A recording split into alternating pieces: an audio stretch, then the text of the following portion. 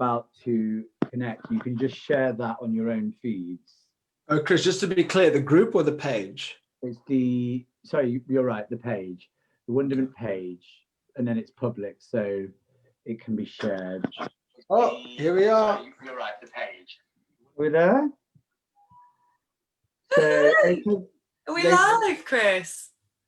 We're live, ladies and gentlemen. Thank you so much for joining us. Please do not swear. Thank you so much, everybody, for bearing with.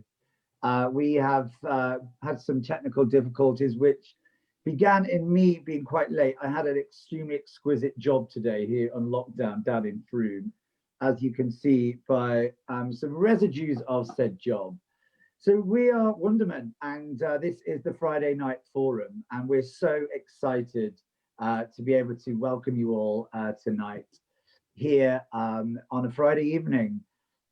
It's good to talk, and when better than during LD2 or Lockdown 2 or Part 2, whatever you want to call it. We're here again, and nobody knows exactly how long it's going to be going on for, but until it does, let's keep meeting in these wonderful community events that are gathering on Zoom. Wonderment have had such a great few weeks with our Autumn Rising program, with some beautiful talks from Neo Hart, Emma Shue Smith, Alexandra Wenman, Damien Noller, some really great wisdom sharers, some really beautiful classes. But tonight, it's really, really my pleasure to be talking to three really beautiful wisdom sharers, as I like to call them. All of them have been a part of the Wonderment family for a while now, and all of them have a very different take on the subject that we're going to be discussing tonight, which is the art of forgiveness.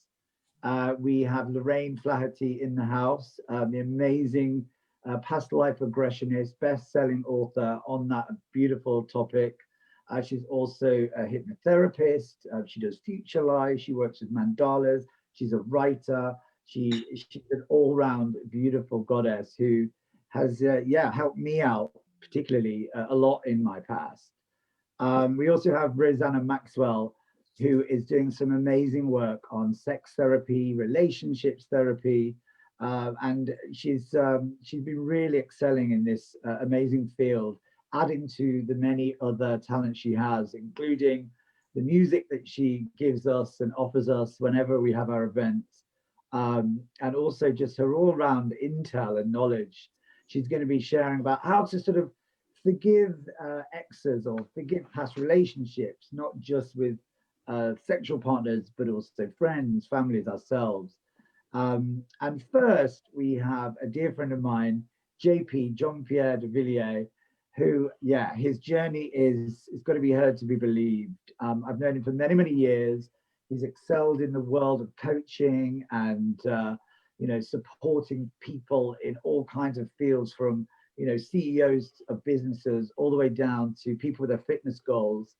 And he really has mastered the art of forgiveness. So it's really, really great to be able to start with JP.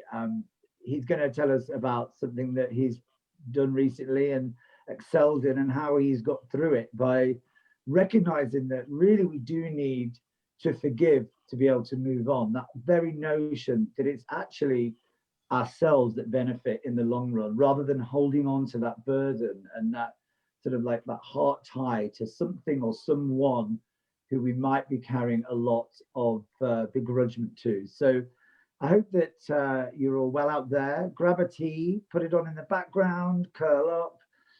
If anyone wants to participate in chat, you're more than welcome to join our Zoom room. We've got a nice little crew in here. If you want to contribute anything tonight, you can find that all on our, or put it in the link below about how to join the Zoom.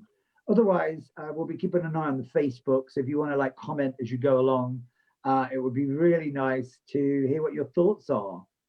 So without further ado, I'm going to find my gorgeous JP. JP, how are you first and foremost? I'm amazing. How's the sound from here? Can you hear me okay? Yeah, sounds super, super well. You look really well. Oh, it's the lighting. It's the lighting. Good lighting. So yeah, I mean, really, I just love. I mean, some of us have heard your story before. Many haven't. It's so inspiring. I don't know if you want to start at the very beginning or start at the end. I mean, just over to you, really. Let's hear how you look at the art of forgiveness. Awesome. It's so funny. I'm just reflecting on the last few minutes, running a bit late, and Chris was like, hey, I need you guys to forgive me first. And I thought, how perfect is the timing, right? Everything always happens at exactly the right time, the way it's meant to. And I've just shared it all over my Facebook as well, and noticed that in writing the title of this video, I've got a long name, and you've probably spelled every single part of my name incorrectly. Well, So, it's forgiveness time. so I'm like, oh, I got more ways to forgive Chris now. Oh, thank you, my darling. Yeah. So to everyone listening, or from my audience anyway, or my followers, know that actually I'm very, very good friends with Chris. It's not some guy that doesn't know how to spell my name. We've just run short on time today. So I forgive you. And to everyone here in Zoom, everyone on Facebook, I've got both Facebook and Zoom chats open. So please, I don't just want to speak at you in the very little time that I have, but I'd love to have a conversation with you. And I'll be obviously on the other end of this after my talk, listening to the other amazing storytellers. So I'm not going to give my whole life story. I'm just basically, I'll bring you back to last year, just over, let's say, the beginning of 2019. I'm a coach and a speaker. I've been in the area of personal development, self-mastery, self-enrichment, just learning how to live your best life, from the physical to the mental to the emotional to the relational to the financial and ultimately spiritual, because that is where our happiness lies, in our spiritual connection to everything that is greater than ourselves, to contribution, God, the universe, Mother Earth, Father Sky, everyone around us. So, but it's all about how can I be better? How can you be better? And looking at all of the areas, or the area in your life right now that requires the most attention for you to get that balance back. You're never going to have everything perfect, but our goal in life is to feel good. Doesn't matter whether you're, like Chris said, you're a CEO or someone just wanting to get fit. Everyone's goal in life is to feel good, and our feeling good is in balance and alignment. So that's what I've done for 17 years, always starting with myself first. And when I find something that works for me, I then feel an obsession to want to share it with other people, because why should they suffer if I have a tool that I know can free people in any area of their life, or whatever area it is. Now, I've been doing this for a long time. I've spoken all over the world, 16 or 17 countries, represented Tony Robbins. My friend and my coach is Lisa Nichols from The Secret. I've been on stage with Jack Canfield, lots of amazing things. And beginning of last year, my life was going in the right direction. Finally, after trying for so many years. And I was 37 years old, and I've done martial arts. I'm an endurance athlete. I'm a plant-based athlete, obviously. And I was like, man, this is going to be my year. And I remember saying to my wife, beginning of 2019, babe, I just know it. This is my year. And I was like, you know what? I'm going to get back into boxing. I think I've still got it. And I got back into boxing. I wanted to see what I could achieve, because I always dabbled in it. And of course, when we dabble in anything, we never know how far we can go or how good we can be. So I said, okay, I'm 37. I've got some gray. I've got some silver fox on my beard. So let me try one more year. Jules hates me boxing. I said, just give me one more year. And I went all in, and I practiced and I practiced. And my first two fights, I won by technical knockout. I mean, they didn't even go the 4 rounds. The other guy couldn't continue. So I was on a good path. That's what I'm saying here. I was on a good path. And then I was cycling across the UK for charity. Another thing I love to do my very best to be an altruistic leader. And in everything that I do, I try to give back. And I was raising money for a cancer charity, because one of my clients lost his 16-year-old daughter to cancer, and I couldn't just sit there and do nothing. So I cycled across the UK, 1,000 miles in 10 days. And I remember on the second day, that saying, careful what you wish for. I remember on the second day saying to my support team that were driving behind me, I said, guys, I feel like my next challenge has to be way bigger than this. Like I can feel it. Like it has to be huge, like something I've never faced before. And that was on the second day. And on the 8th day, I was cycling almost at the end of my day, 10 to 12 hours on the bike, starting early morning, finishing in the evening. And we usually finish by 7 p.m. But on this day, we decided to go on a different route because we realized that we were running out of miles. And we knew that we marketed this whole thing on 1,000 miles in 10 days. So how could we finish doing 954? So I went like this. Let's go there to North Devon rather than through Devon. And if you've ever been to North Devon before, I hadn't. It is hill after hill after hill after hill after hill. So 7 o'clock, I was still on my bike. And 10 past 7, I was hit going downhill head on by a drunk hit and run driver, disqualified, uninsured, over the limit, 4 times over the limit. And he just kept on driving. My bike was smashed into pieces. I still have it in a bag and I can't find myself to look at it. I find it in myself to look at it. I was flown off the road, bike smashed all over the road, literally left for dead. Just like hit me and just left me there. But very, very luckily or fortunately, I had a car stop. And the first car to stop was an off-duty paramedic. The next car to stop was an off-duty police officer. The next car to stop was someone that worked in National Sea Rescue and they had oxygen in their car. I mean, I'm not even religious, but I was like, man, God was watching me that day. I'm spending my whole life trying to find out who God is and how God is, whether it's a man or a woman or whatever. And I was just like, I just knew God was watching me, because even the doctor said to me, after spending 2 weeks in intensive care, 7 weeks in total in hospital, doctor said, man, you are lucky to be alive. I broke both of my legs in that accident. I developed post-traumatic amnesia. I don't remember anything for days. I don't remember the accident. Still to this day, zero memory. I broke both of my legs in multiple places. I have titanium rods in the middle of my bone, holding my legs together. I broke my arm. It was wrapped around me. I had a punctured lung, collapsed lung, heart trauma, stomach trauma, bowel trauma. I'm covered in scars, spent a lot of time in hospital. But like I said, I didn't really remember anything.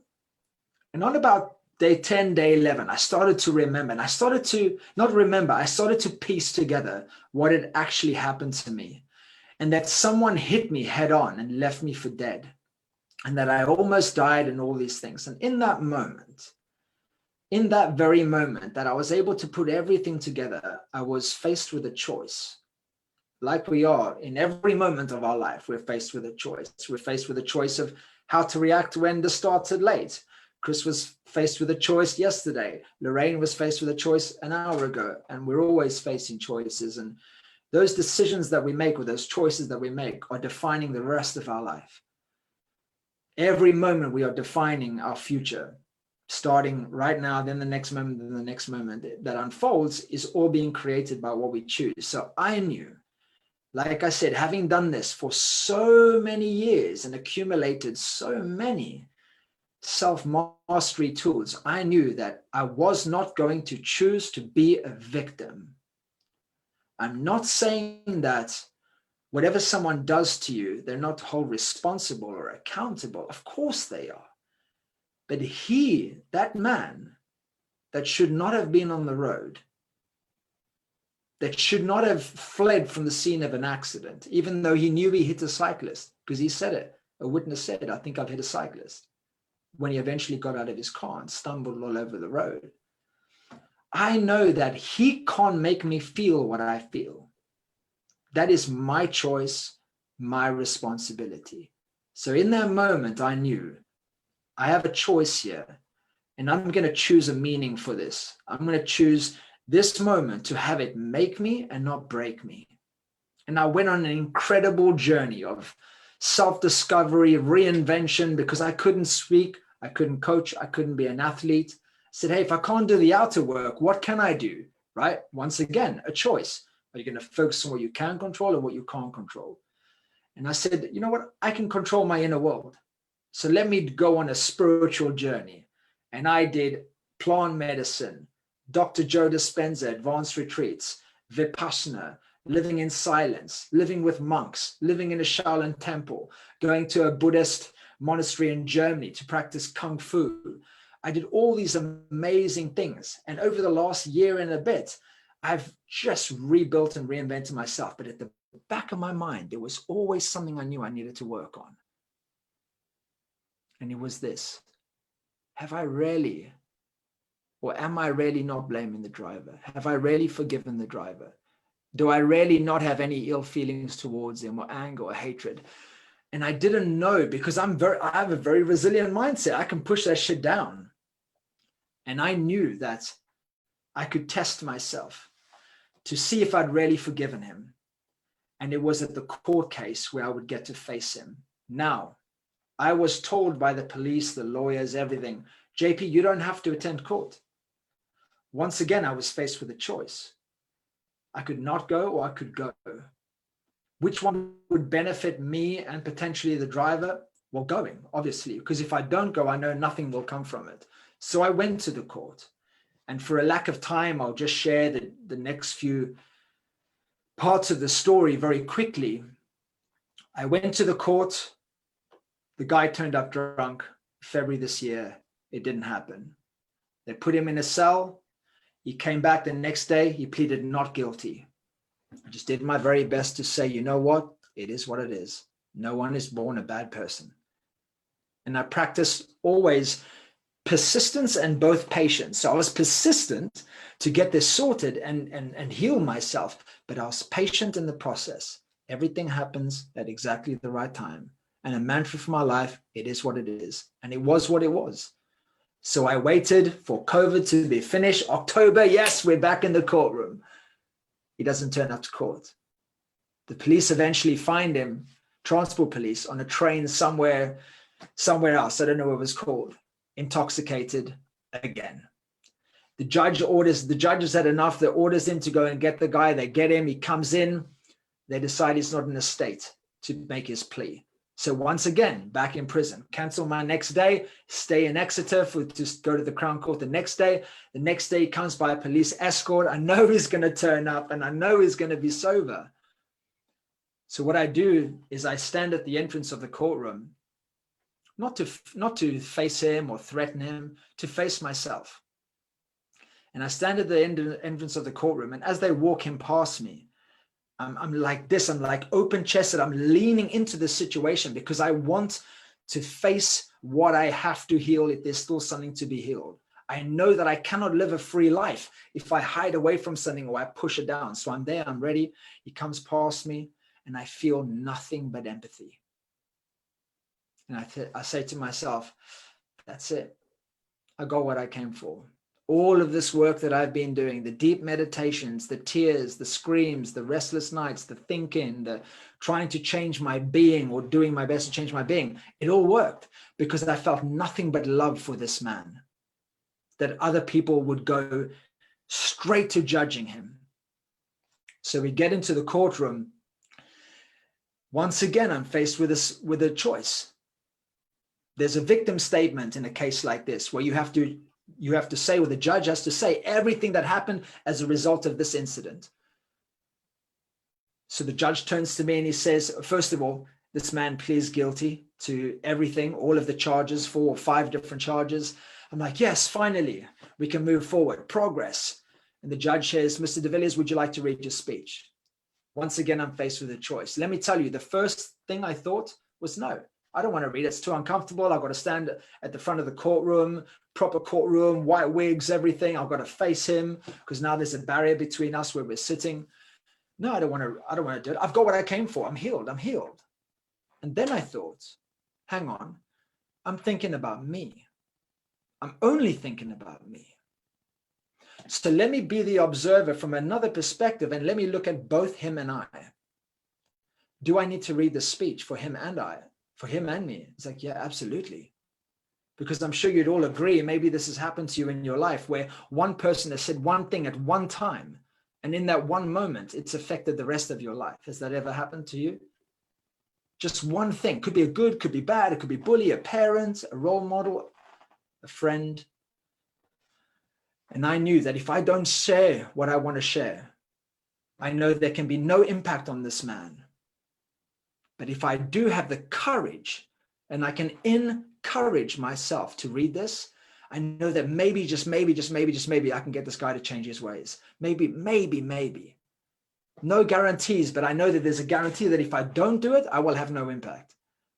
So I get there, I read my speech, and you read it in third person with regards to the defendant and the accused, and you read it to the courtroom. And I read how my business almost went bust, how it affected my mindset, my wellness, my relationship. I almost got divorced because I became a difficult person to be with in recovery.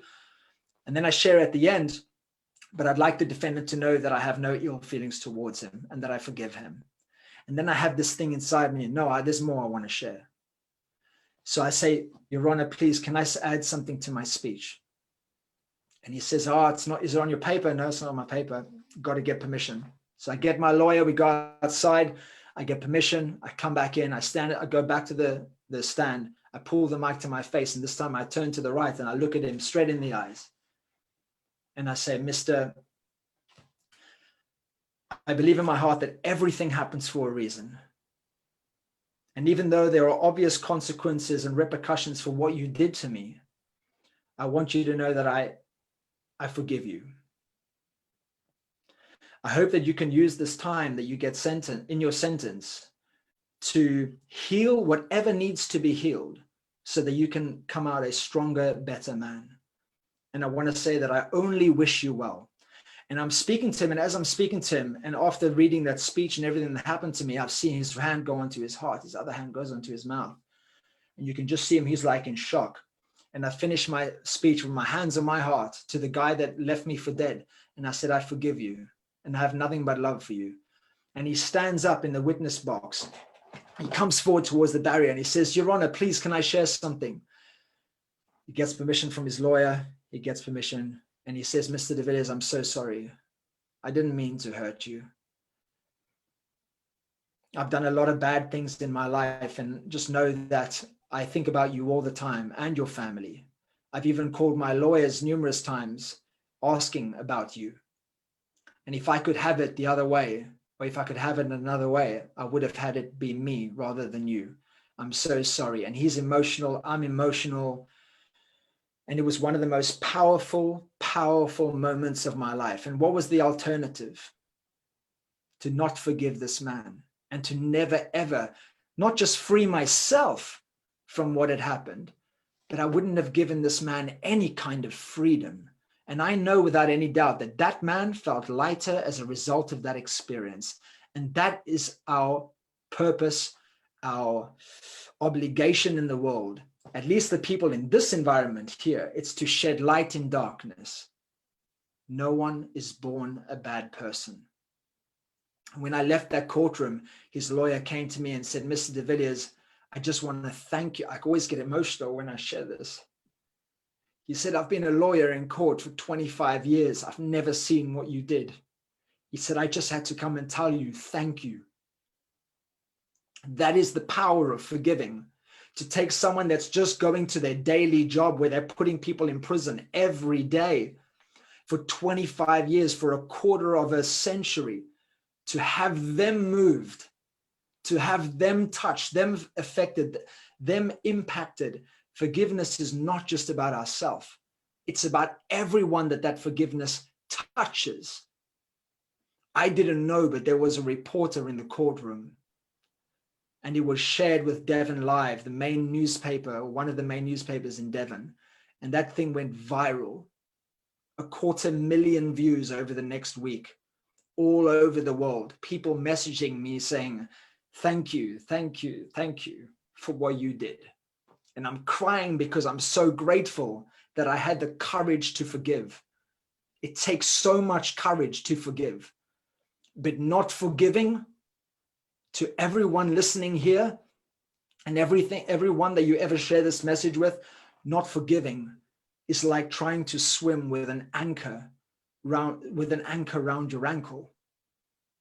Not only will it not give you a light life and a happy, graceful life of ease, but eventually, after fighting and resisting and keep you know, having to pay attention to that thing, eventually it'll pull you down and it'll absolutely destroy you. If you want to live a free life, a light life, a happy life, you've got to be willing to let go of every little thing that is upsetting you, holding you down, every little bit of anger and resentment. Like Nelson Mandela said, having anger and resentment is like drinking poison and expecting it to kill your enemy. It doesn't kill anyone but you, and it eats at you slowly, slowly, slowly, slowly, until it's too late and it pulls you down. I'd like to give you a takeaway for practicing forgiveness, and I'm sure most of you know it already. It's called Ho'oponopono, and it's a Hawaiian, a very old Hawaiian practice, which is a mantra, 4 sentences. I'm sorry, please forgive me, thank you, I love you. I said it over and over and over before I went to court, because it helped me get into this space to embrace forgiveness. And I promise you it'll do the same for you. So thank you, and I love you. Thank you for having me here, letting me share my story. I'm very passionate about sharing this, and I look forward to any questions or just being an observer and a listener and listening to everyone else. Thank you, Chris, so much for having me and part of the Wonderment family. And you definitely are my family, and I'm happy to be here. Oh, thank you, brother. That was simply amazing. I mean, every time I hear more details. I mean, and it's such a great, I mean, the fact that it's also very recent as well. And so 1 month. do you feel like lighter and more like lifted? Yeah. I mean, I feel light, I feel incredible, but also I didn't know that it was being recorded, Chris. So what's so interesting is I went in thinking that, you know, this is very powerful. I went in thinking that forgiveness was just for me. And then had this happen in the courtroom, then had the reporter, apparently the police said they sent it immediately to the newspaper. That same night, by the time I got home, it was being trended on social media. Cyclist forgives man after killing him, da, da, da. And I just wept. I wept and wept and wept. And I just said, thank you, universe, for reminding me that forgiveness is way bigger than myself. But it does start with ourselves, obviously. Did it make you go through all the other things in life that you might not have forgiven? Like, you know, maybe an old ex or something that you knew you were clinging on to? No, like I said, I've been doing this a long time. So I wanted to forgive this man, but I only have love for everyone. Oh, I love that. Thank you so much. That was so good. Thank you for sharing. JP is actually with us next Wednesday, where he's going to be teaching his spiritual fitness, which is basically, some more of that amazing wisdom that he shares with us. It's so brilliant.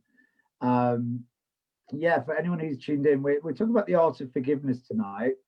It's Wonderment's Friday night forum, where we're just choosing a topic. We're doing it once a month. We're gathering some of our nearest and dearest wisdom sharers to be able to, you know, give us some insight and intel and inspiration on various subjects.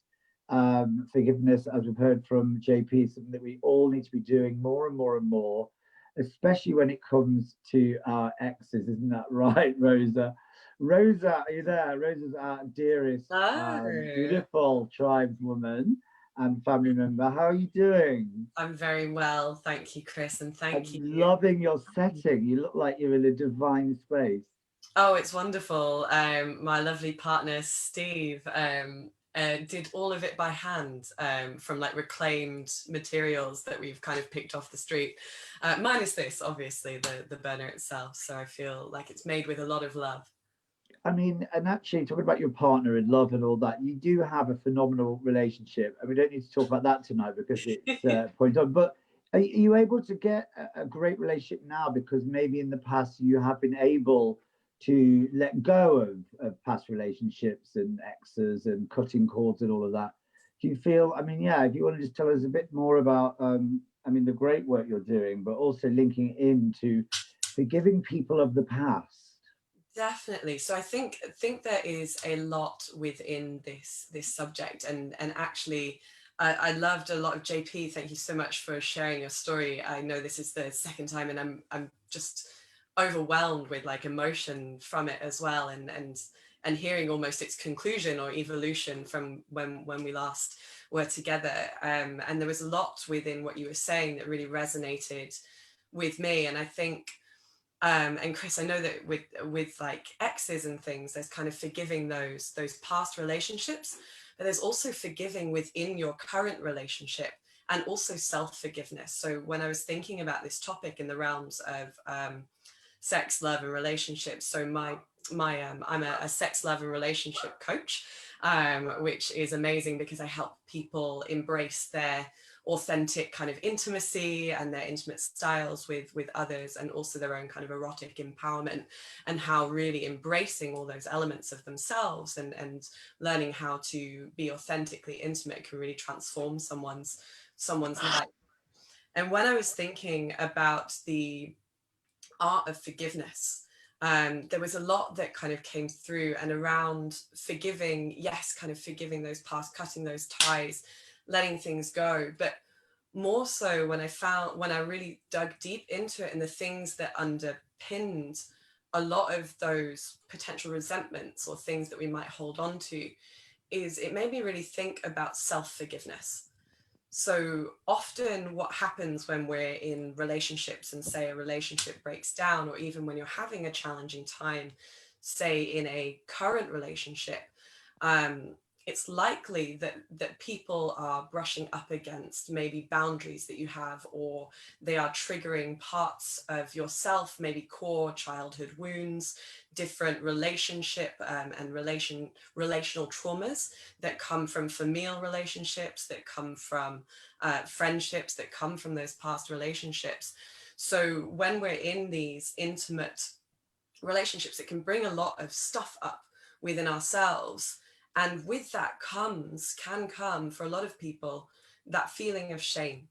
Like, oh, I shouldn't feel this way. Oh, it's my fault that the relationship broke down because I'm bad and I've done something wrong. Or when someone says, it's not me, it's you, it's not you, it's me, but you still feel it's you.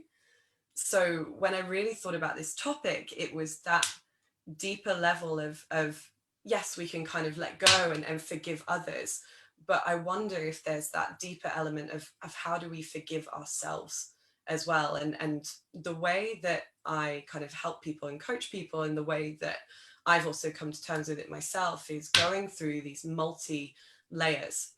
So the first is really understanding where your triggers and where your boundaries are, and being able to give yourself that space to look deeper into your past and be like, okay, I understand that this is my relational style, or these are emotions that are coming up, and I can see these patterns. And then when we're able to identify those, is understanding the emotion that comes with those. And the key thing around this emotion is we have our kind of base emotions, and it might be like sadness, frustration, anger.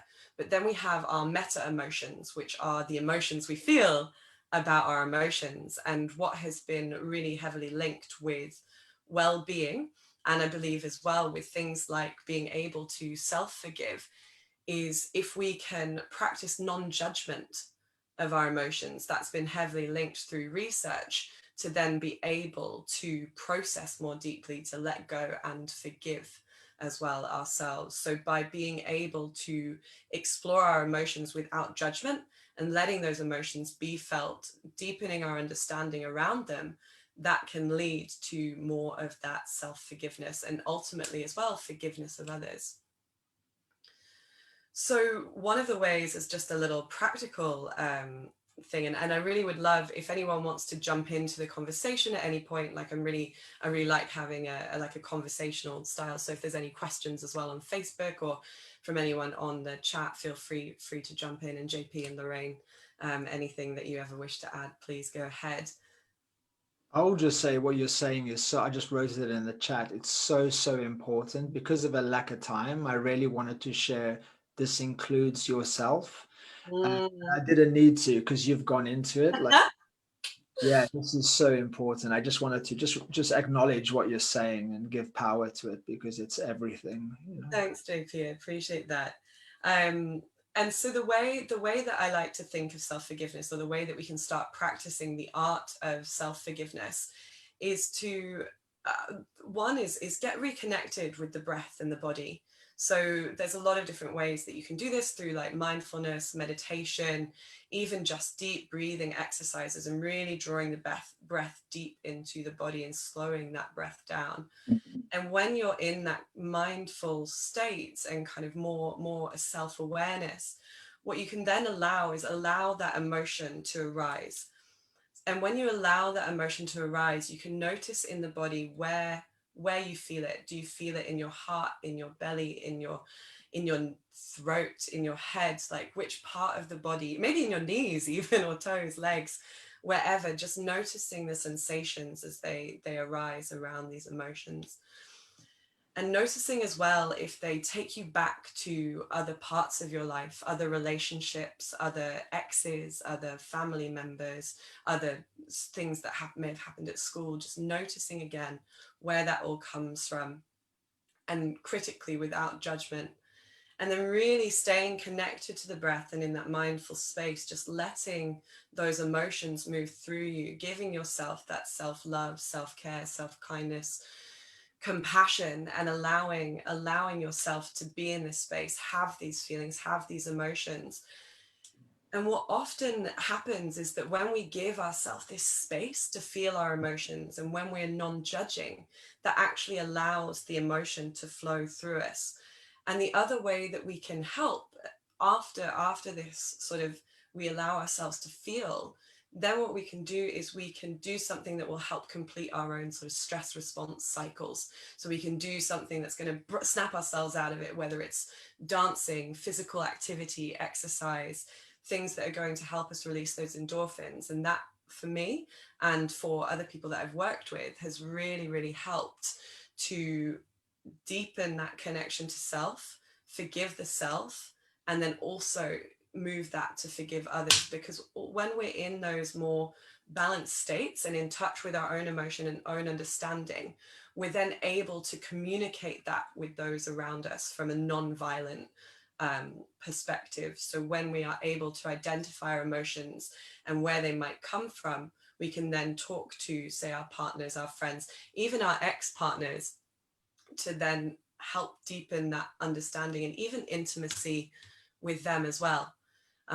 So when we are able to really like hone and feel, then we can move through those emotions more easily and move through into constructive conversation to aid with forgiveness. And I love, JP, what you were saying about empathy, and being able, and that forgiveness isn't always about you. What I've found in my relationships, and I know in others as well, is that when there is conflict and pain, and when there is need for forgiveness, there often isn't one person hurting, there's two. And so each is really, and when we can place ourselves in that understanding and empathetic mindset, then we're able to help them forgive. Either if say your partner's done something wrong, it will help them forgive themselves as well as you forgive them, because it can be really painful on both sides. So there, I think I'm just looking if there's anything else that I really... I was going to add actually there. Yeah. It's so interesting, the synergy tonight, the Ho'oponopono that JP was talking about, and the sort of the fact that you can do the Ho'oponopono, and we're going to be doing that. We're going to do a workshop probably in January. Like JP's busy, Wonderment, but it's obviously the Hawaiian prayer comes from the tribes in Hawaii, and obviously it's used for individuals in the tribe, as it's similar to the JP story was used for the guy who but ultimately, if you do it for yourself, if you've ever done something like Rosanna was saying, and you have to try and forgive yourself, if you actually do that prayer to you and forgive yourself and say, I love you, I'm sorry, forgive me, forgive me, I'm sorry, forgive me, I love you, thank you. If you do it to yourself over and over and over, you feel the vibration and the energy change. you feel lighter, you feel, you know, all the same things as you are if you were to forgive someone else.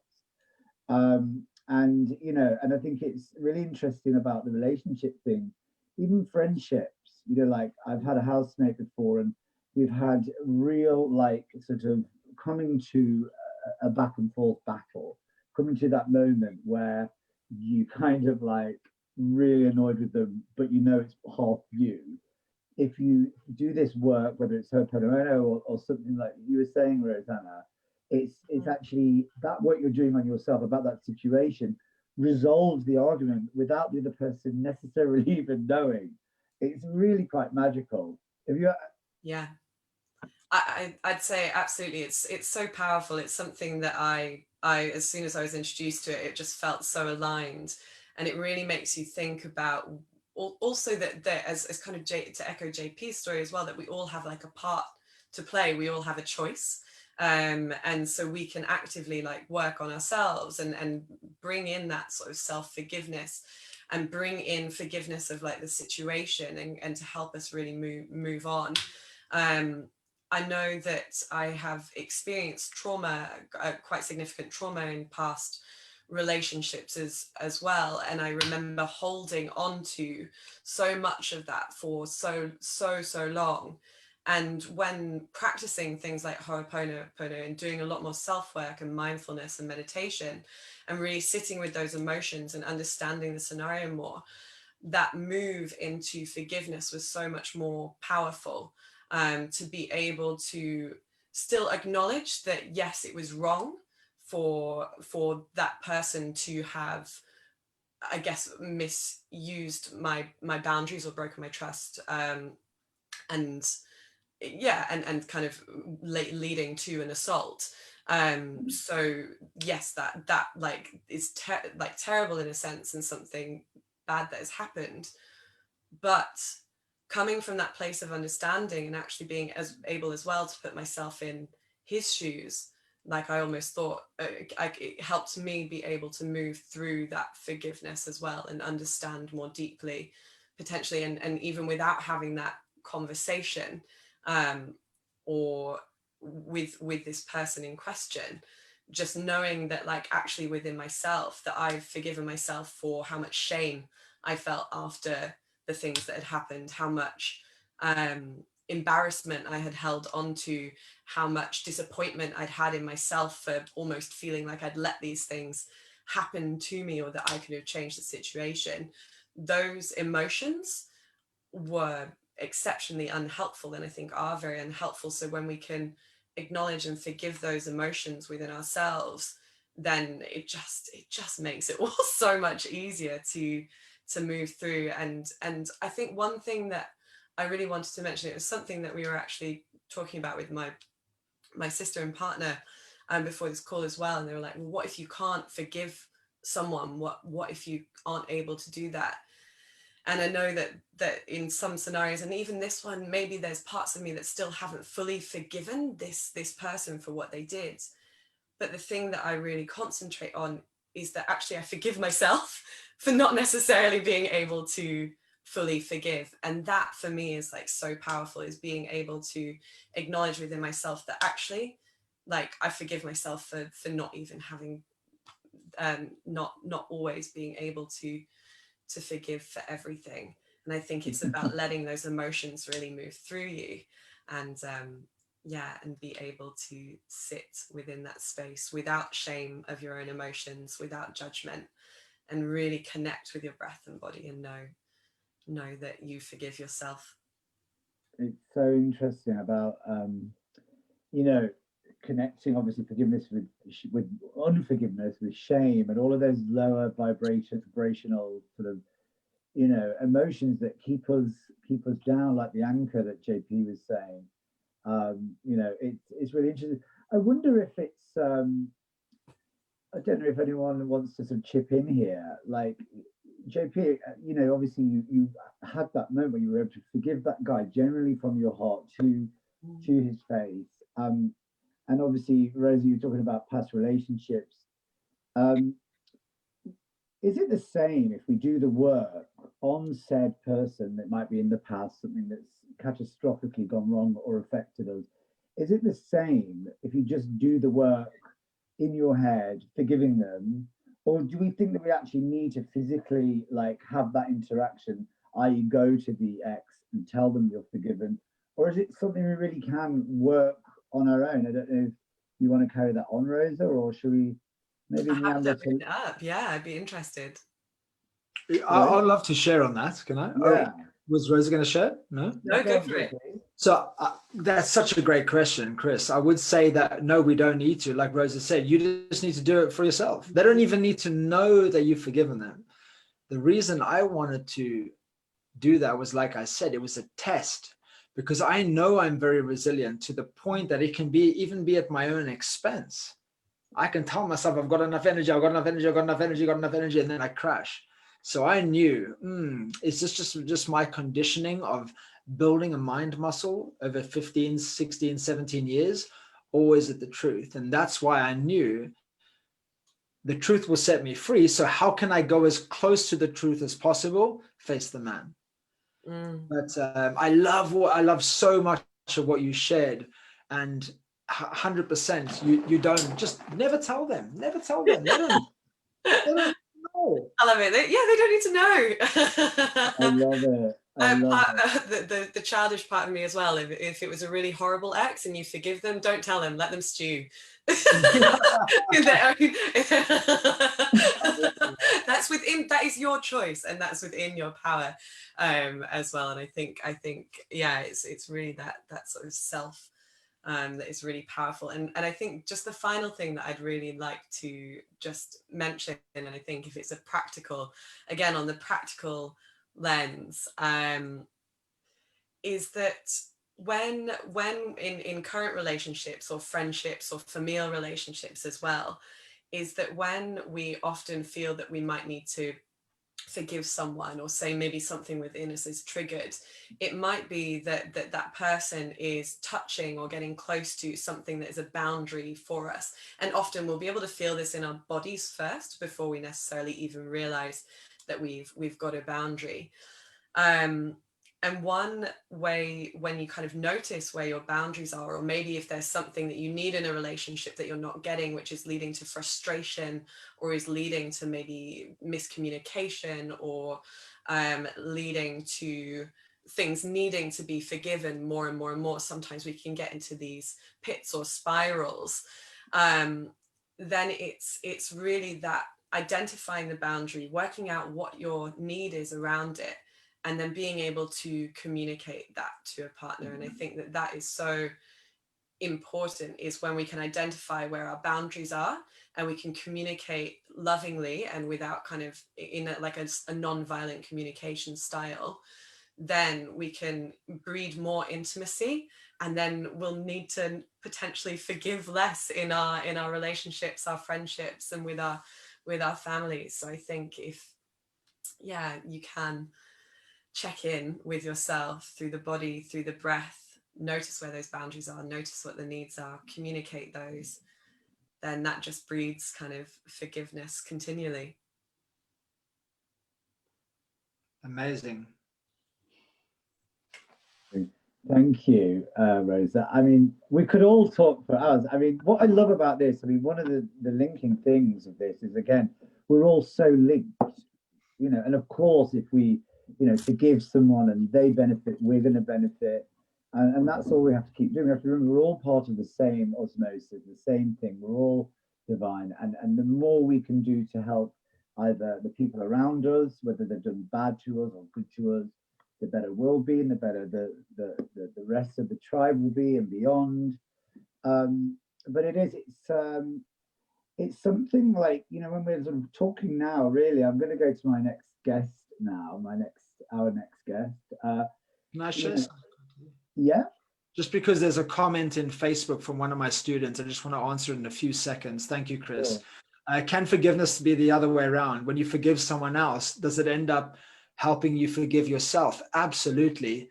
We have to remember that our world that we see and project is just an expression or an extension of who we are on the inside.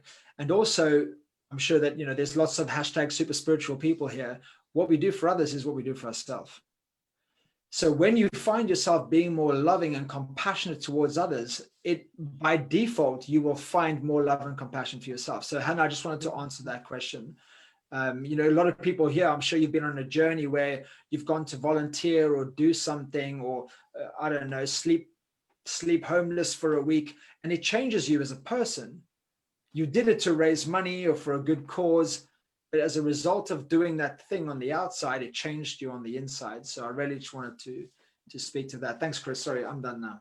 No. Do chip in. It's a back and forth this Friday night. But yeah, I mean, moving very beautifully on to Lorraine Flaherty, who Lorraine, I mean, you know, we forgive in this life, it helps in our afterlives, and also, you know, and the previous lives. It's all linked, isn't it, my dolls? How are you? I'm really good, thank you. Are you enjoying it tonight?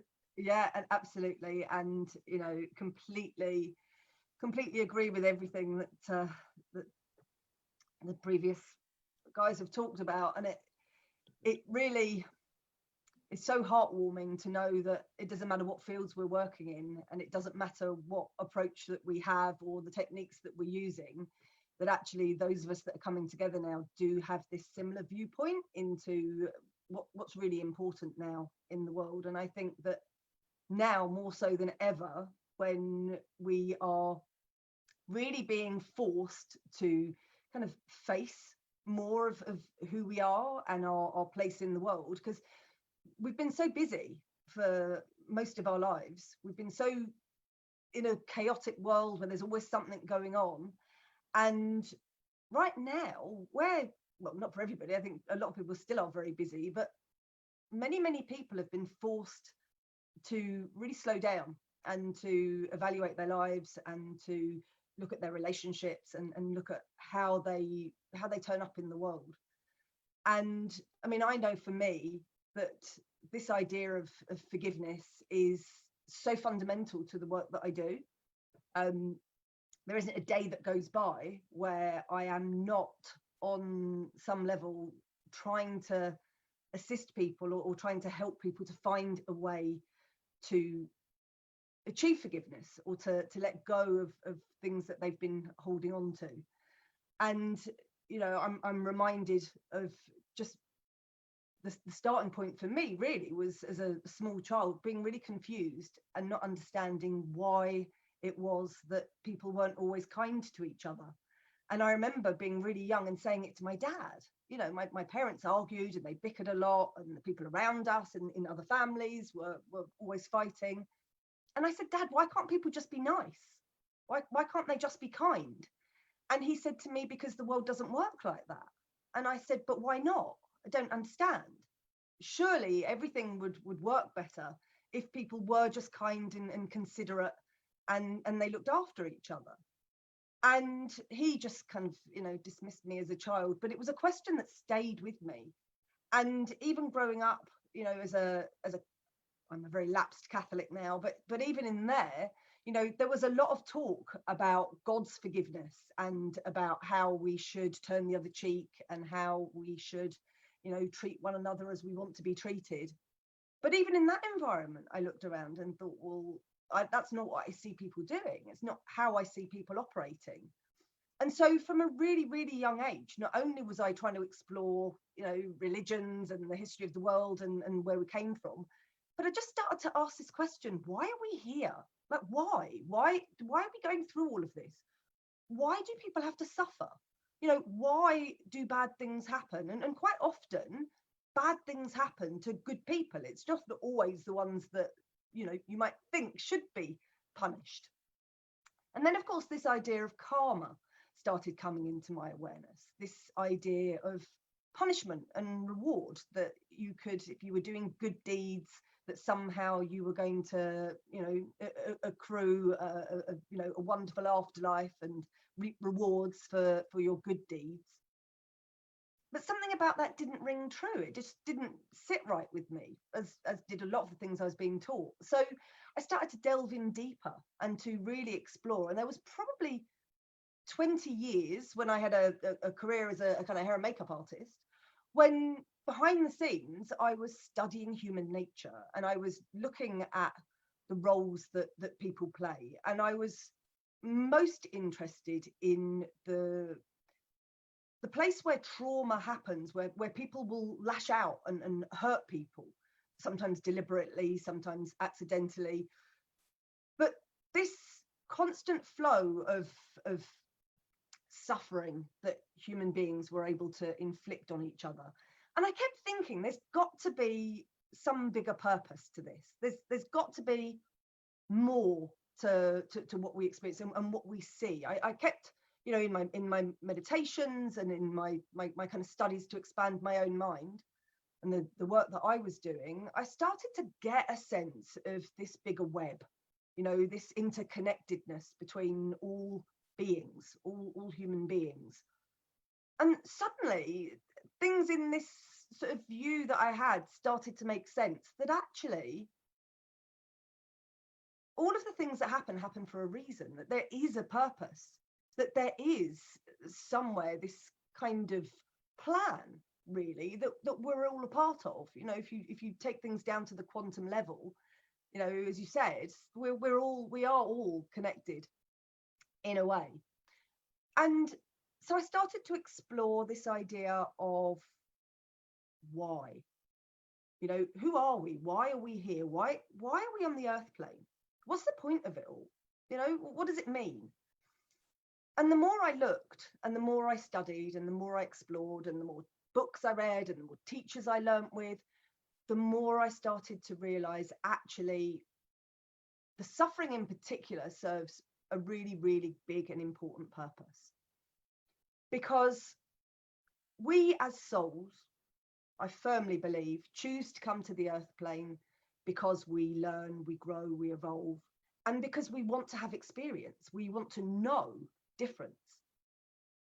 I've spent a lot of time traversing the various different realms, whether it's the earth plane, whether it's the spirit realms, whether it's, you know, as you know, I do the past life work, so going and exploring other lifetimes, sometimes even going home to the place where we were planning for this life.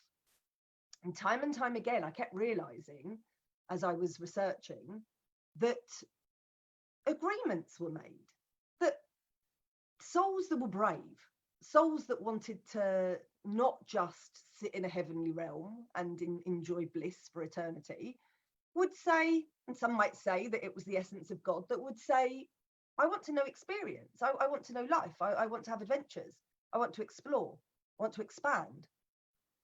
And so one might say at the beginning of time, if you look at early civilizations like Atlantis and Lemuria, they were very beautiful, peaceful civilizations. But not that much happened when people were all working in accord and they were, you know, being good to each other and kind and loving. And so somewhere seeds of dissent started to be planted where actually there would be conflict. And then through the conflict, there would have to be some form of resolution.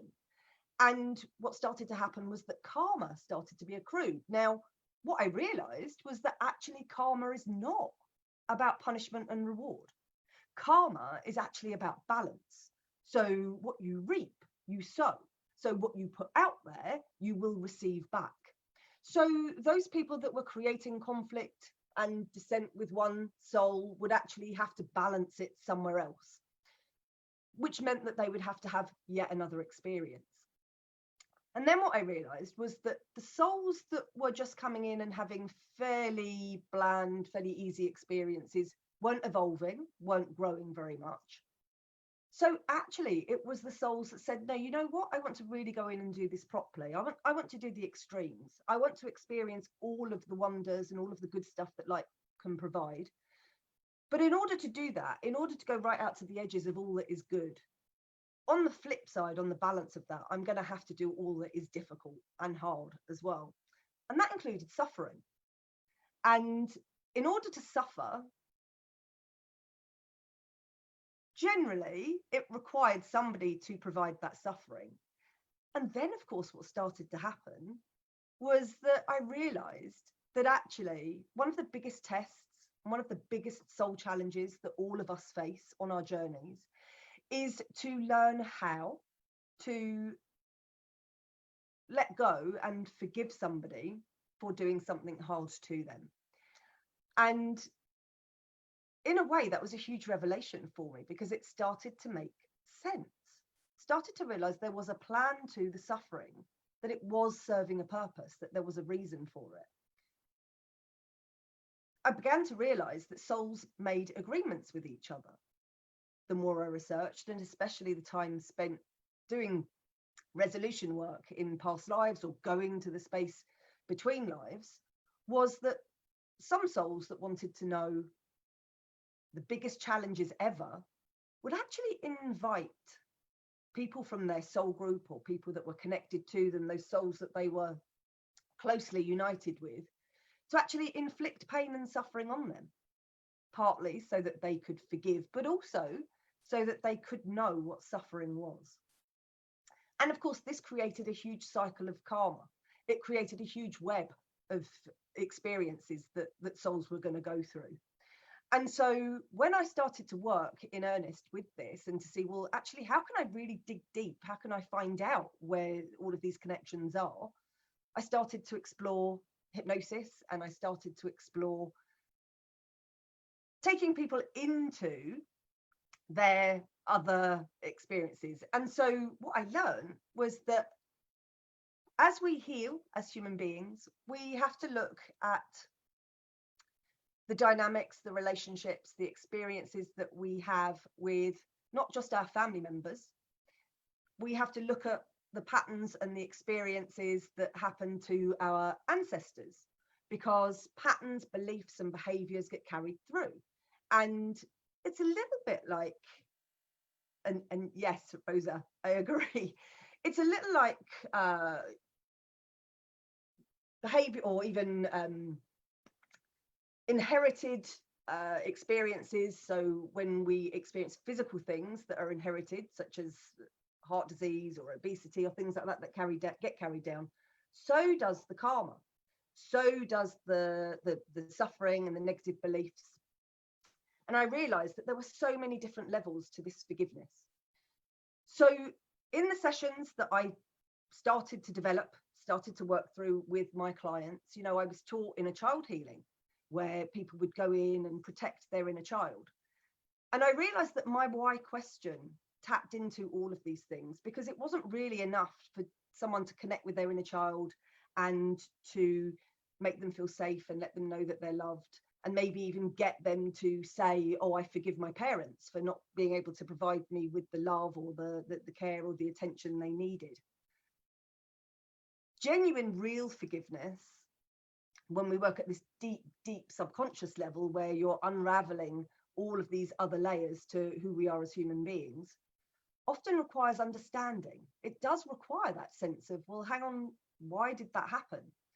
And I find that the best way to empower people is to allow them to recognize that on some level they've chosen these experiences. I believe that everybody chooses their parents and the family that they're born into, because they will provide them with the perfect opportunity to work through those karmic lessons, to work through those tests. So I had a client recently who had had a pretty unpleasant childhood.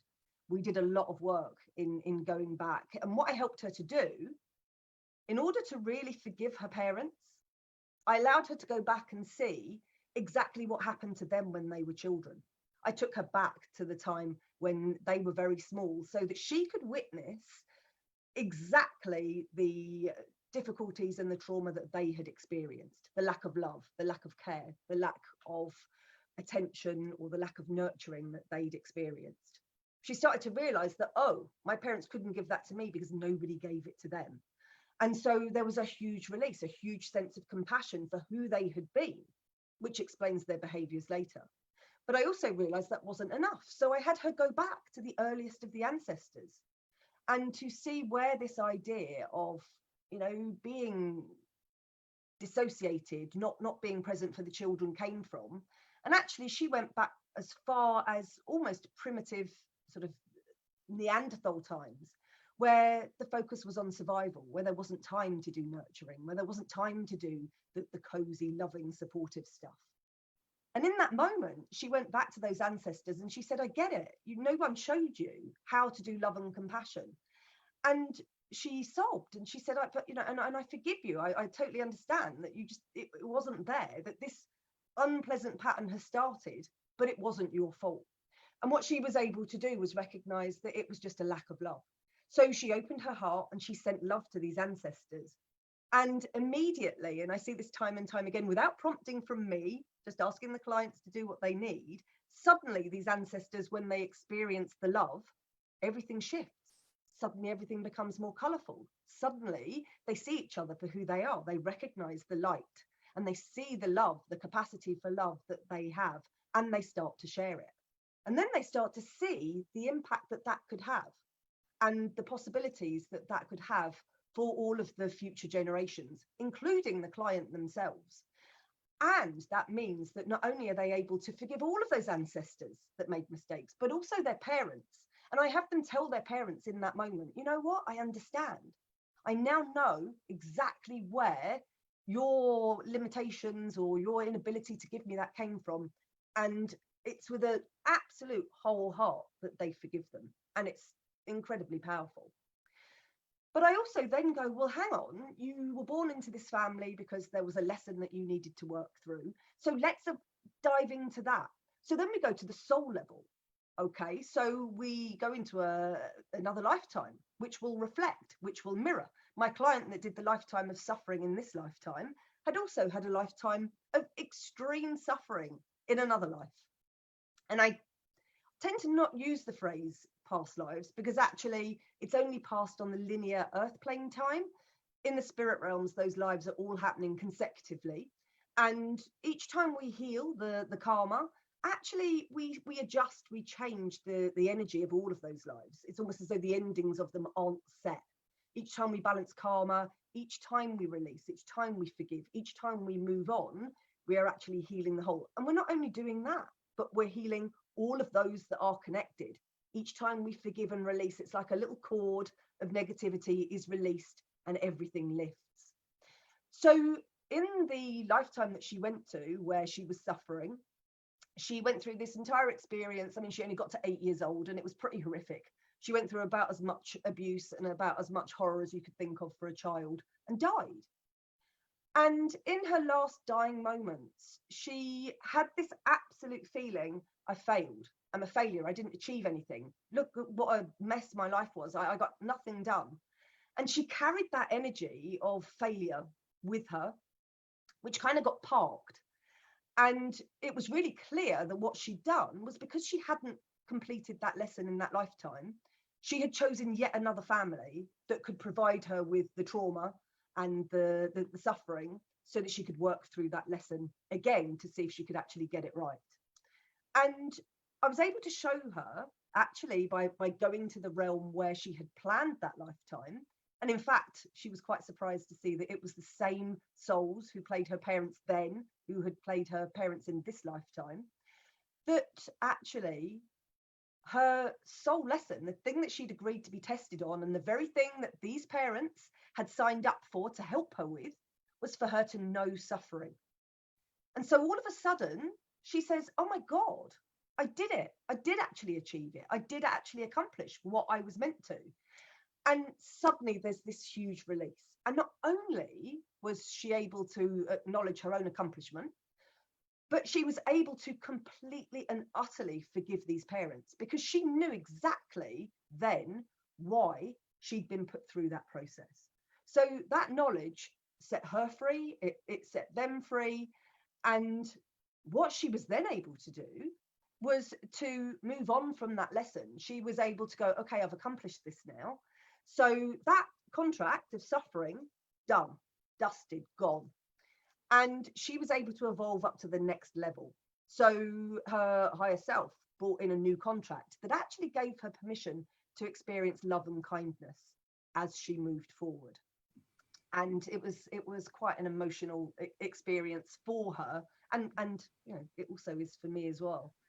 And so it's such an incredible experience to be able to illuminate people into these choices, because as Rosa so beautifully said, you know, judgment is one of the things that we battle with the most.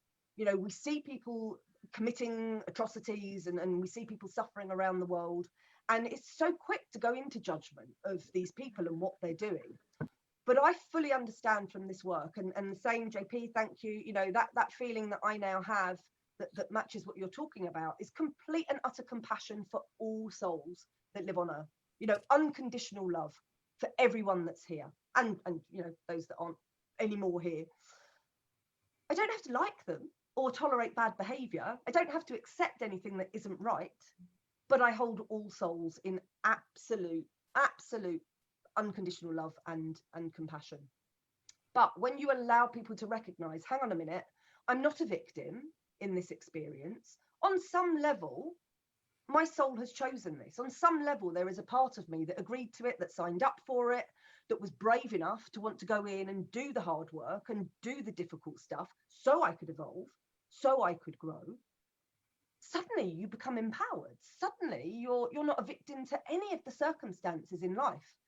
And suddenly you look at other souls and go, wow, oh my God, how brave are you to actually sign up to do that? You know, for you to step into that role that was going to be that hard, that difficult, that would elicit that much suffering. Absolutely so just mind-blowing in so many ways to see how incredible human beings really are and how amazing we are as souls.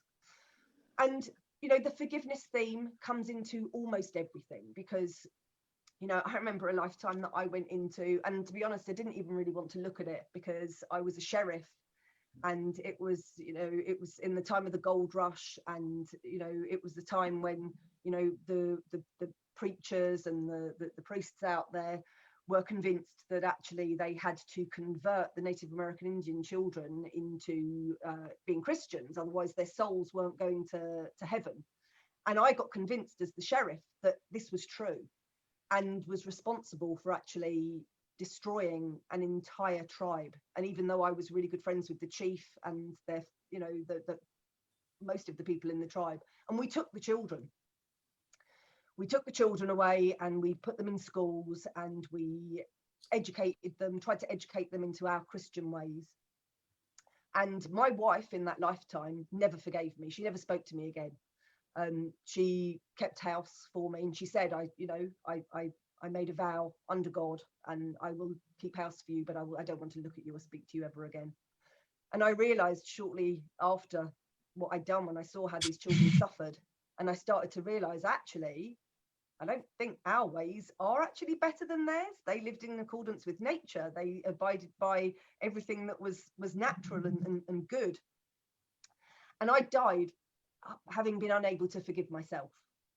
I died berating myself and feeling disgusted with who I was as a human being for not seeing the truth. And actually, when I got to the other side and I was able to connect with, and this is something that I do in my past life sessions, is I allow people to reunite with the souls that they interacted with in those lives.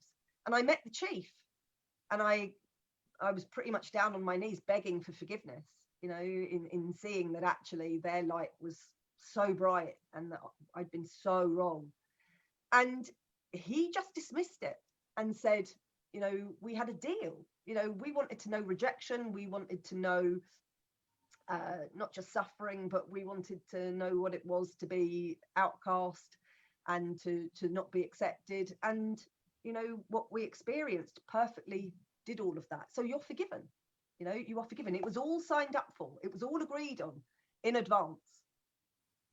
And to be forgiven at that deep level, and to recognize that even when we make mistakes, even when we get things wrong, that actually there is no judgment. You know, in the spirit realms, there's no judgment about anything. It's us as human beings that need to do the forgiveness.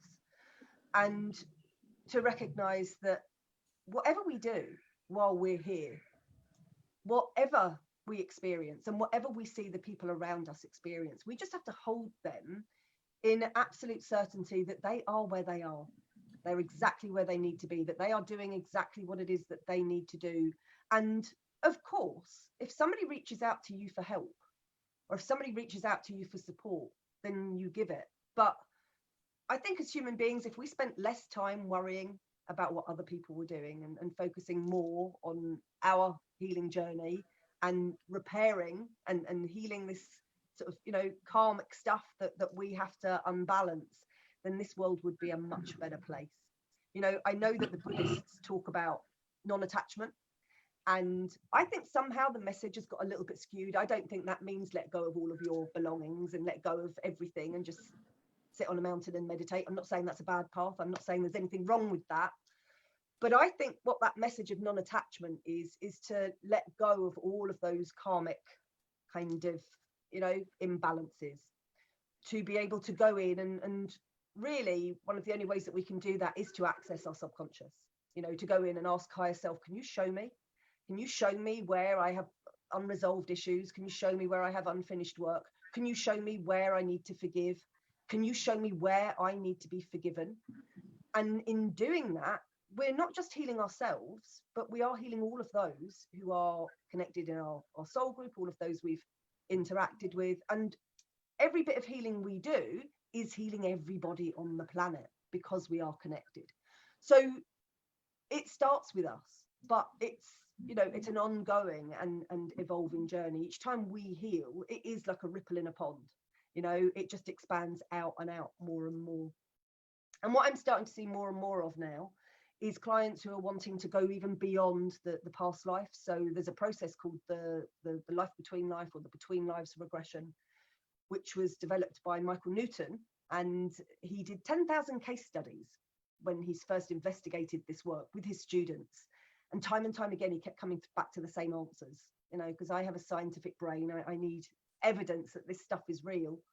And it also correlated with the work of Raymond Moody, which was looking at the near-death experiences, and it all matched up. And it meant that in hypnosis, if you ask the right questions, you could take people back to the place where they were planning their life. You can go back to that place where those agreements were being signed. You go back to the place where you were interacting with all of the souls that are playing a part in your life. And you can see what you signed up for.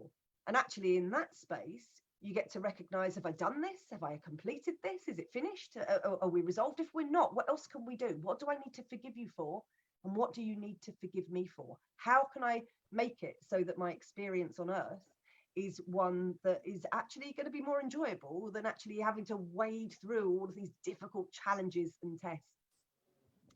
And it's really beautiful. You know, I got to recognize the first time I went there that my mother and I had been together for many lifetimes.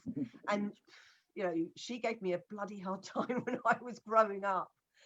And suddenly in that place, and I'd had a lot of anger towards her. You know, I tried forgiving her and I'd done lip service. I told her I'd forgiven her and I'd said it in my sessions, in my therapy, but I don't think I'd ever really got there.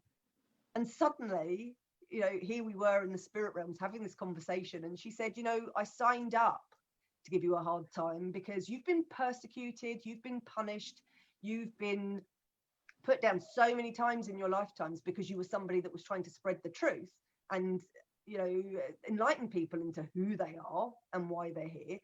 It happens so many times that I've always volunteered to toughen you up at the beginning of your life. So everything I did for a very important reason, because you were going to have to be able to stand up and be counted whatever choice in your career you went for, whatever you decided to do. And it was such a beautiful moment because all of a sudden, all of that anger and all of that angst, especially my teenage angst that I'd had towards her, just dissolved in a moment. And I was able to ask her to forgive me for being such a bloody difficult child and giving her such a hard time as well. And I can promise you the peace that we made in that moment was so profound. I mean, it was so extraordinary. And just that one experience alone, you know, it healed so much. But then when I had the phone call with her afterwards, a day later, and I said, I'm calling you to say thank you. And she said, what for? And I said, for all the shit that you put me through when we were younger. It was exactly what I asked you for. It was exactly what I needed. So thank you. You know, you're completely forgiven. And my mother, in her Irish guilt, said, oh my God, what am I going to do with all the guilt? You know, what will I do with it? And I said, you don't need it anymore. You know, we made an agreement for you to toughen me up. And the funniest bit of all was that, and we talk about synchronicity and things happening for a reason. She said, well, what work were you doing? Where did this happen? I said, oh, it's this guy called Michael Newton. And she went, oh, you mean the guy that wrote Destiny of Souls? And I said, yeah, how do you know about that? She went, I'm halfway through reading it. I found it in the little bookshop in the little village of Ireland that you know, she lives in the back end of nowhere. Oh. So, you know, the timing was just so beautiful. And our relationship since that time has been extraordinary. You know, I even now to my sister, when we speak, it's like, do you recognize this woman who is our mother? Because I've no idea who she is. And I know that I've seen this time and time again across the board with people. So for me, forgiveness is such a massive part. You know, in my sessions, whoever people interact with, whether it's their family now, whether it's their past life people, whether it's the people from their soul group that have been challenging them, you know, I always know that it's the souls that create the biggest adversity and give you the biggest things to forgive them for are usually the ones that love you the most. They're usually the souls that when you go back home to the spirit realms go, do you know what? The reason why I did it so intently and the reason why I had you suffer so much was because I wanted to make sure that it was done properly so you didn't have to do it again. They needed to make sure that that lesson was done and dusted. And so again, when we recognize everything serves a purpose, it means that when we understand that, we can so much more easily move into that space of forgiveness, into a place of empowerment, into knowing that we chose it, into knowing that we are the, you know, we are the script writers of our own lives. And that as a result of that, you know, the more we learn to stay in that place of compassion, to recognize that actually the only reason why people hurt other people is because of a lack of love. It's because they didn't experience it, they didn't get it, nobody showed them. So all human suffering is to do with that. On a soul level, we asked for it. So whichever way you look at it, those that we need to forgive are our greatest friends and allies in this journey that we call life. Oh, I love that, Lorraine. And I'm going to stop now because I could just keep talking and I'm not going to. Because I mean, we could keep listening. I mean, it's really incredible. And I love how everything you said just totally tied in with what JP and Rosa said. exactly. Like, Yeah, what you guys said just it links and ties in so amazingly. Thank you for all your amazing comments, everybody, here, there, and everywhere. Someone, I see this in relationships when we get stuck in historic patterns. Rosa, that's you. Did you enjoy that? Yeah, that was me. No, I loved it, Lorraine. What you said really sort of echoed, and I know that I've had a challenging.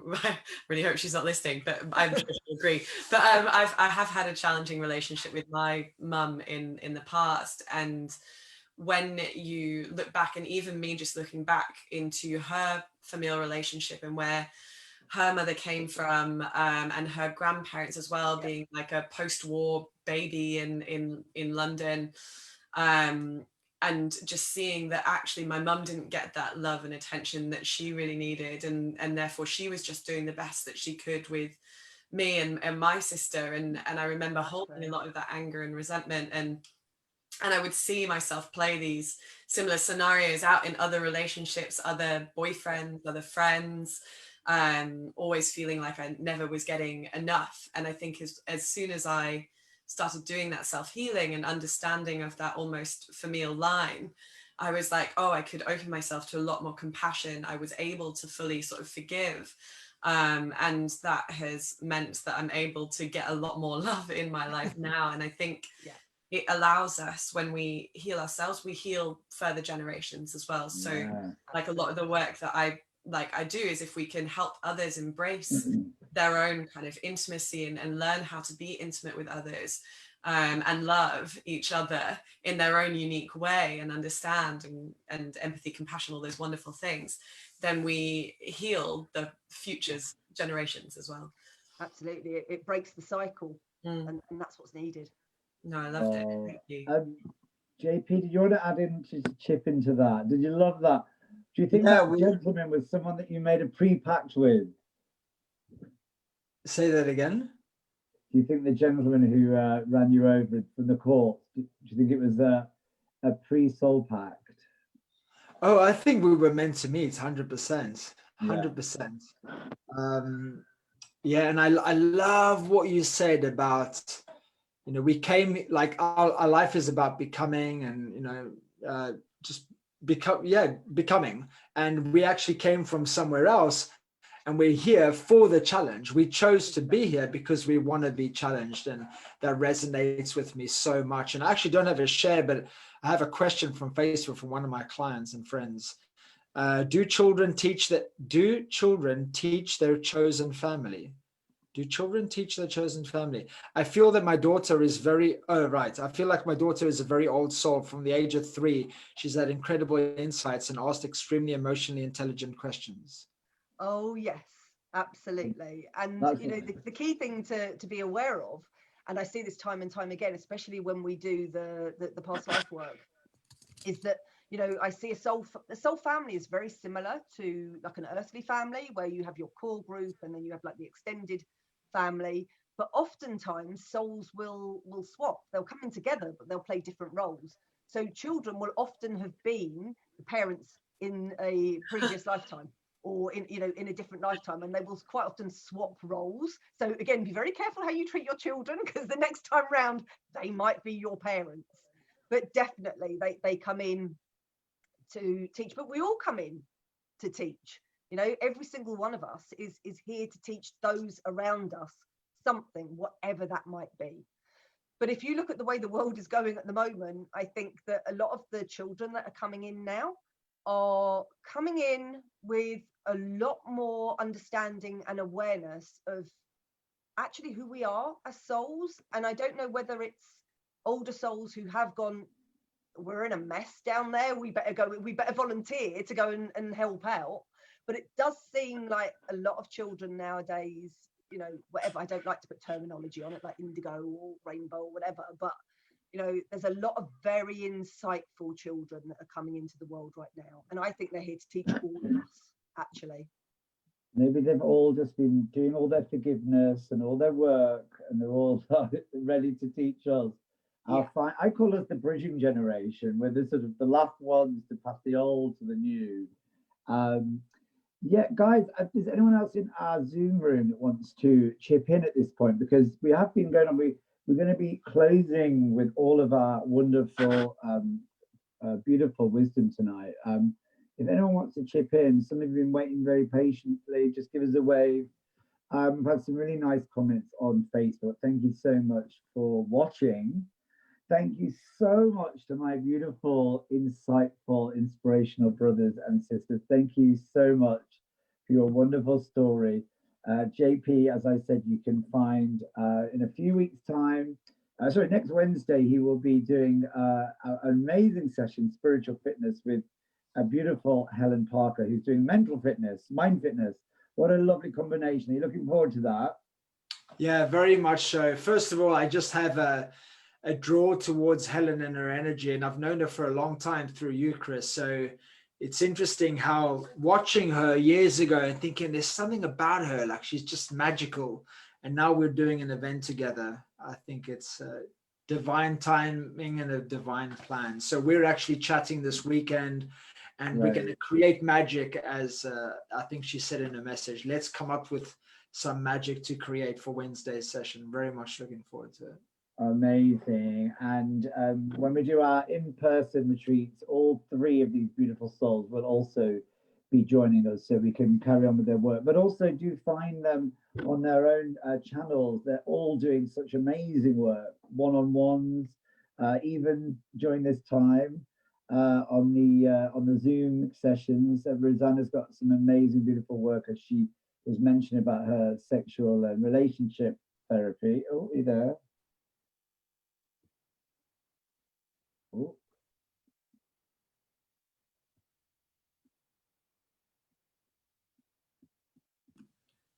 I've still got you, Chris, I think. Oh, sorry. Yeah, we have you. The screen is just frozen.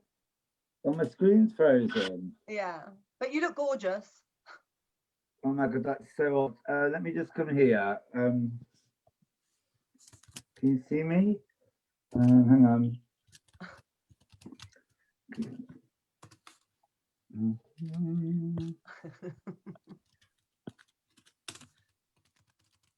Can you see me now? Hang on.